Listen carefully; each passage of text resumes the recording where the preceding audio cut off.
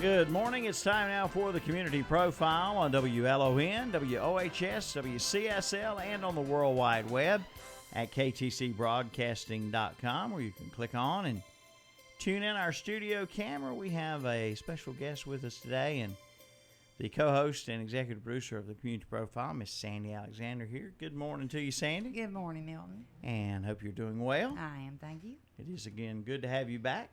Thank you, good to be here. You were back yesterday. We had a good show, and back with us today. And if you would please introduce our guest for today. I'll be happy to. We're proud to have Karen Ellis with us today. Karen is the director of the social services in Cleveland County. And I told her when she came in, we've played phone tag and hopscotch and everything else, but we're glad she's here today. And at first, I have to say congratulations to Karen. We're awfully proud of her. She was voted Director of the Year for 2015 by the North Carolina Association of County Directors of Social Services. Did I say that right? You did. So, well-deserved, I hear, Karen. So, I've heard a lot of really good things about you. And we were talking about the jobs at social services. Oh, man. So that I'll lead you into telling what all goes on at social services. Okay, well, first of all, thank you for having me. I'm delighted to be here. Social services, in my opinion, and I may be partial because I've been there 25 years, but I think of social services work as a calling.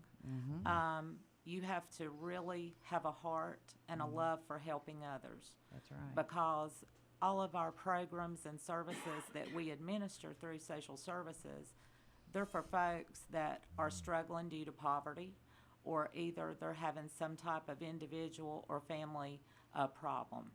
And I think it's our job, our mission is to help eligible families and individuals receive food assistance and medical care, to help strengthen families, to help every child have a safe, permanent family, and to also protect and serve vulnerable, disabled adults. Oh, yes.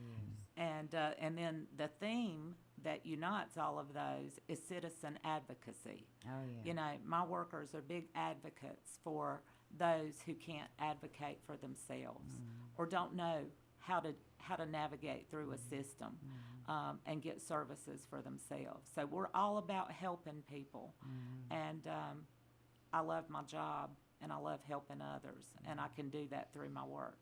Well, and it shows. It shows too. And I agree. I believe it's as we talked in the other room, you have some hard decisions to make sometimes and some hard choices, and it affects a lot of people, but it's necessary that you make these decisions and do these things. But the Adult Protective Services, looking after the children, and even the elderly. Sometimes the elderly aren't looked after properly, and we know the thing about children, and sometimes it's best that they go to a foster care, and there's always a need for more foster parents, right? Yes. Our goal is to always, when we receive a report of abuse or neglect of a child, our goal is to go out and do an assessment with the family, and of course that involves interviewing the children, doing a home visit, talking with the parents and others that know about the situation. We try to use a family-centered approach because it's hard when social services is contacted and you have to go make that initial contact with a family. But our goal is to keep the family intact. And a lot of people think that we just go out and take children, and that's not the goal. The goal is if we identify a problem, such as substance abuse, it may be that we assess that the children can't be maintained at home safely. So we offer that parent to come up with a plan for their children on their own. Maybe there's another relative or a neighbor or friend who's willing to watch the children, and they enter into a safety agreement with the department and the parents, and then we offer services to the family, to the parents, in an effort to get them the help they need. And so really it's up to the parents if they're willing and able to do what's needed to correct their problem, and we help them every step of the way, and that's our main goal. Sometimes, unfortunately, that can't happen for various reasons. And if we have to involve the court has jurisdiction over the cases after we file a petition. And our goal is to establish permanency in a year. We're going to continue in most cases to still work with those parents. They have court-ordered activities to do regarding the things that brought the child into foster care. Could be domestic violence issues, substance abuse, unmet mental health needs. We work with them on all these issues and link them with community resources that can help them get better. And we have a lot of success in children going back with their parents and they're safe. And that's a really good feeling. Sometimes that doesn't always work out. And we work with family. If a child can't be with their own parents, we try to find an appropriate family member. Maybe a grandma, aunt, uncle, cousin, doesn't matter. And we do a home study and criminal checks, and then the court has the final authority again to decide where the child is placed. And custody sometimes is given to relatives. If there's not relatives that are able, or there's not any relatives, and if the parents cannot rectify the issues that brought their children into foster care, then we do look at adoption. We're an adoption agency, and some people don't realize that. Our foster parents are very much needed, and they get first chance to adopt our children if there is no relative, because we know that every time a child moves, they lose a bond. And if the foster parents are doing well and they're bonded with that child and the child's bonded with them, if that child becomes free for adoption, then we want that child to be able to stay. And that happens a lot. We have a lot of foster parents that end up adopting themselves out of being foster parents, because sometimes they have their own children and there's a limit to the number of children you can have in your own home. So we need foster parents, and we need more. We've got about 179 children right now in our foster care system. All of those aren't in foster homes. Some are placed with relatives. But our goal is to try to always keep siblings together, and we need more foster parents. And we offer classes for them to take. It's a 12-week class that helps them know if this is something they really want to do. And we provide lots of education, and it's also an opportunity for us to assess who's in the class and if we think they're a good fit. It's called Model Approach to Professional Parenting. And we would encourage anybody that has a heart for caring for children and a love for children to give us a call. They can contact us at 704-487-0661, extension 294, and ask for Supervisor Lena White. And we'll be glad to talk with them and tell them when the classes start, get them a packet to complete, and we would love to have them call us. Okay, Milton? Yeah, children, we think of young children or toddlers or something, but children up to, what is it, age 18? That Under 17. Under 17. Now, if they're in foster care before they're 18, they can sign, it's called a CARS agreement. They can stay in care till they're 21 as long as they're in school. Okay. Or a type of vocational program. Because we all know that just because you turn 18, you're not automatically an adult. You still need support. And they can still stay in a foster home or their current placement and continue to go to school to further their education. And sometimes foster children are behind in school and, not through their fault. They may have moved around a lot with their birth family. It's got to be hard to keep up. Yeah. And I imagine as these children get a little older, it starts to get a little scarier for them because they know the day is coming when, That's right. So. And that's a good point that I'm glad you brought up, because, it seems like a lot of people, they want babies or they want to have little children, but they will be so blessed and rewarded if they take a chance on getting an older child or even a teenager, because these children want a permanent home. And they have needs just like our regular kids. They're normal kids, wonderful, beautiful kids, with so many talents and so much to offer the world. Yeah. And we have been successful in placing teens for adoption. And we have foster parents who are willing to share that story. So it's not just about little children. We encourage folks to be open-minded, and if you feel like you have a strength to parent a teen, we could certainly use you. There was something back earlier when you were talking that a thought came into my mind, a question or an observation. You were talking about a lot of people have the misperception that the DSS is coming to take your kids. And, of course, that gets anger, that gets, hostility built up. When the DSS worker goes out, it can be a very dangerous situation. Do they have an officer with them at that time in case there is? Is that something that happens every time, or how do you go about sending somebody out to a situation where, it could get pretty dangerous? That's a very good question. Routinely during the daytime, our workers go by themselves. But if the allegations that are relayed to us in the initial report, if they say the family has guns and are known to be violent, for instance, if they were thought to be using methamphetamine, meth, or a drug that causes violent behavior, then oftentimes we would send 2 social workers out and request law enforcement assistance. At night, we have a policy, because we take reports 24 hours a day, 365 days a year. And if a report meets the statutory definition of abuse or neglect, and it's an immediate response or same day and it comes in at night, then we take law enforcement after dark with us for safety reasons, unless we know the family, and so we use good common sense and judgment.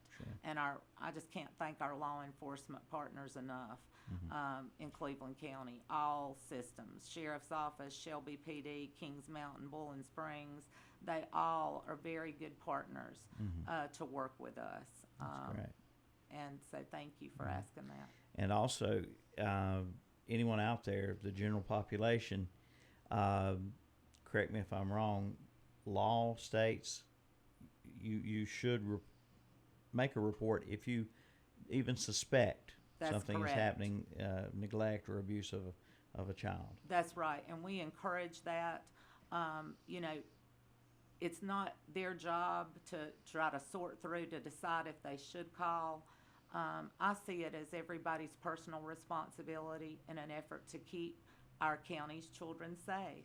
And again, we're not looking at it from the standpoint of jerking a kid from their home. If there's a problem, we want to help address it and strengthen that family, and make things better and ultimately safe for the child to remain at home with their parents. But yes, they can call our main number at 704-487-0661 and just say they need to make a child protective services report, or they're concerned about a child's safety, and our switchboard operator will get them to an intake worker to take down the information. There's a series of questions that we have to go through, and sometimes reporters get upset because they don't want to stay on the phone for 30 minutes, but that's so we can get as much information as we can about the family and children to be able to do a good assessment.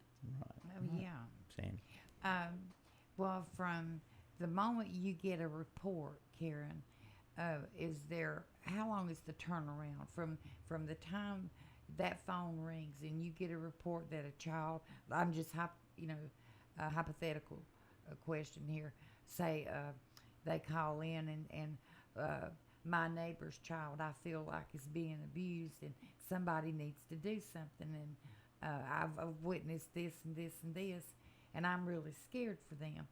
How long a turnaround would it take before somebody, and I know you've got the applications that need to be done, before somebody would be out there and see what's going on? I'm glad you brought that question up, because it depends on the information the reporter gives. That's why I said it's really important for them to give all information that they have. For instance, if someone calls and says that a child is being abused that minute, we would, of course, call law enforcement and go right then. That's a drop your pen and go. Yeah. If it's something that somebody reports has happened last week and it's more a neglect situation, maybe a dirty house, food, that's more of a, we could go the next day. It's not an emergency. It's not happening then. Every report, we do an intake, and we have state guidance with state law and policy, and it gives us the time frame. There's the same day response, 24-hour response, and 72 hours response time. And sometimes calls don't meet the definition of abuse or neglect. Again, it depends on what the reporter says. We have very strict guidelines, and we don't set those. That's all 100 county departments of social services follow the state guidelines. We're county administered, but we're state supervised, and we have to go by law and policy. And sometimes, people just say, I've got a feeling, but they cannot give us concrete information to give us the ability to even go out and check. Yeah. We screen, no worker makes that decision in isolation. There's a 3-level review with 3 eyes on the report with management, and definitely critique the information and follow law and policy as far as accepting reports of abuse and neglect. But every report is keyed in to a database, and we have a record of it. So then if someone else calls, and maybe the first report didn't provide a lot of information, somebody else could call, or they call back and then give us more information that we're able to legally initiate a report of abuse or neglect. Now, we've been talking, like, if it's a child, what if it's an elderly person? Oh, that's a good question. We also provide adult protective services and lots of services to help our disabled adults or elderly adults.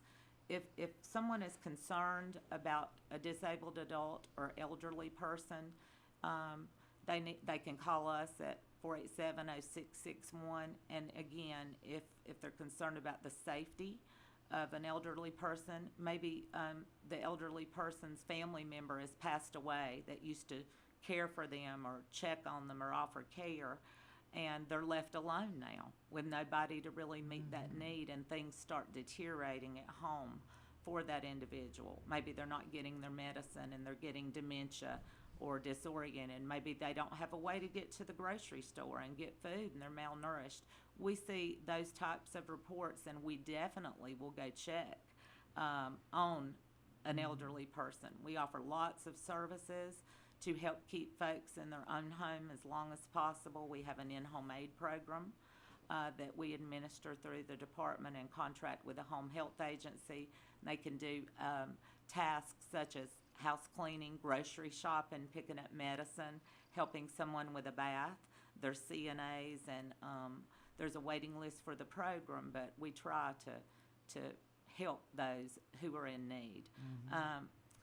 When the economy tanked in 2005 through 2008, we started seeing, and still do, a big increase in the number of reports that involve financial exploitation of disabled adults or the elderly. And The elderly's not unfortunately, getting their yes, check.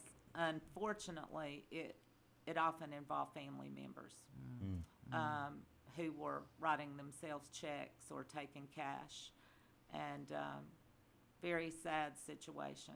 Sometimes the elderly adult was still in the right faculties. They were not incompetent, and you can make that decision if you choose to let a family member take your money. But if a person is incompetent and declared incompetent, or we need to help with that process and somebody is taking advantage, then we certainly work with law enforcement, the district attorney's office, and oftentimes we will petition the court for guardianship of that person so that we legally can look after a person's best interest and protect them from financial exploitation. And sometimes that is coupled with abuse. They've actually been hit in an effort to threaten to get their money, and it's very, very sad. And you give me this, or you give me this amount of money, or you know, Yes. if you want to eat tonight, you're going Yes. to do this. And it seems sad, but it does go on. Yes, and usually the reason for that is you've got a family member who is addicted to substances, and they're using that money to buy drugs. Yeah, the point you made about the economy over this long period of economic struggle this country's had, the strain on families and individuals has just been so much that your department has probably seen just an overwhelming number of instances where people need help. And we talked about children, we talked about protecting the elderly, but there's so much more Department of Social Services does. I mean, for folks who are out of work, for folks who families who can't feed their children doesn't have a place to stay, they're living on the street in a car and wherever under a bridge. I mean, you get involved in all those areas, don't you? Yes, and I'm glad you brought that up because I'd like to talk just a few minutes about our economic services programs that we administer. You're absolutely right. When the economy tanked, we saw folks that had never, ever had to enter a Department of Social Services before, and it was very hard. Mm-hmm. They had a lot of pride, and these are people that have worked all their lives, and maybe they lost their job, or they had to take a job when their factory closed down, and maybe they're working at McDonald's. Mm-hmm. And they're underemployed, so they have a very low wage and trying to take care of their family. Sure. And they come in to apply for food assistance or the old food stamp program, and we encourage folks, if they're eligible, again, we have black and white guidelines, but we want folks to apply, and if they're eligible, we're going to get those benefits to them as soon as possible. And I've seen grown men cry that have walked in our department before, and I'm so fortunate because we have a very caring staff who actually put themselves in that situation, and we try to treat people exactly how we would want to be treated. And we could all be on the other side of the desk at any given point in time. And we want to treat people with dignity and respect, and we do that, and get them Medicaid if they're eligible. If somebody comes in to apply for food assistance, we assess for Medicaid as well, which is a program for the poor to provide medical care so they can go to the doctor, get prescriptions, and that's for children and adults. But we assess for all those types of programs. Until somebody gets their benefits, my staff is a very giving staff. We had 215 employees, counting me, and we do food drives throughout the year and try to keep a pantry stocked with non-perishable food, so that if somebody presents at our office until their food assistance comes, that we can either refer them or give them a little bit of food to get them by. And if they're not, some folks apply and they're not eligible. And, folks get frustrated at us, but we don't set the guidelines and policy. Those are state policies and federal policy that we have to adhere. But if somebody's hungry, we're going to make those phone calls and try to help get somebody food. We work closely with churches in our community that also have food pantries, or there's a crisis ministry in Kings Mountain. The Salvation Army does a good job, both of those agencies. Greater Baptist Association. We are very much in tune with our community resources, and we just don't stop there. We network with them to try to get services for folks that are not eligible. Yeah. Do the numbers show a swing one way or the other? Are things getting better? Things getting worse in terms of people needing assistance? What perspective do you see things going in that regard now? We have almost 25,000 people on public assistance, food assistance, and Medicaid. So that's over 20% of our population in Cleveland County. In the county. So to answer your question more specifically, the numbers have been pretty consistent over the last 5 to 6 years, but it's still very high. Very high. Very high. And again, some people think that you have to have that you can't have any income to be able to get these services, and that's just not true. We serve a lot of people who are doing the absolute best they can and working 2 part-time jobs. Yeah. But the wages are still so low, they qualify for food assistance to feed their children and family. We have 2-parent households that still qualify for public assistance. And we encourage folks to apply. We want to help you. Sandy? Well, Karen, again, congratulations on the award. And from listening to you talk, it just has to be a revolving door over there all the time, someone coming in. But you make it a welcoming place. You want people to call. You want them to come. And by all means, if you know of abuse going on with a child or the elderly, pick up the phone or go down there and report it. Don't let it go by. That's right. And That's I right. think a lot of people do that. It can make a difference, you know, and folks don't have to give their name. If they're afraid and have reservations, they can make an anonymous report. Those are treated just as seriously as if the caller identified themselves. We also are bound by confidentiality, and we would never disclose the name of the reporter, you know, to who we're assessing or anyone else. Unless the judge orders us to do so on the stand, if it gets that far. But that doesn't often happen. Yeah. All right. Well, so appreciate it so much you coming by and talking with us Yes, today. ma'am, we do, We've Karen. learned a lot and found out some very, you know, just some very astounding information as far as number-wise, the number of people. And so anyone out there listening, if as Karen said there, you know, don't be ashamed, don't be too proud. If you won't do it for yourself, if you've got wife, children, whatever, do it for them. Exactly. Yeah. We're here to help. That's That's right. right. All right. Thank you so Thanks, much. Karen. And thank you for having me. All Yes, ma'am, right. you're welcome. Sandy, good show today. Thank you Yes, for I think your so, too. efforts, always getting these programs put together. And we have a special profile. Usually we come on the air Monday, Tuesday, and Wednesday with this show, but we're going to have a special program on Friday. We are. Mr. Bob Inman, who was the news anchor with WBTV in Charlotte for 30-some-odd years, stopped his broadcast career and became a very well-known author and playwright. And he's going to be with us Friday for Community Profile. And again, the Liberty Mountain, they're putting on that play in Kings Mountain. It's very good, very realistic, and Mr. Inman wrote that play, and he's bringing a couple of his books, and he's also had a couple of movies on the Hallmark Channel. So we're proud of Mr. Inman, and he is just a really nice man. So he's going to be in Shelby for the Rotary, and so he wanted to come on Friday. So me and Milton said, okay, I think we can do that. I think we can accommodate. So we're looking forward to talking to him once again. All right.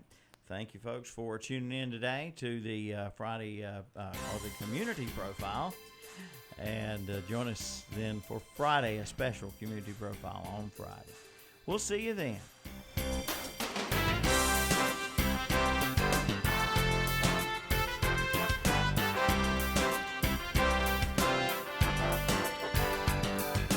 People are talking about when they listen. I have it on at home and at work. Have it on 24 hours a day. Big O Country, WHS Shelby, WLON Lincoln, WCSL Cherryville Gastonia. Online at kdcbroadcasting.com.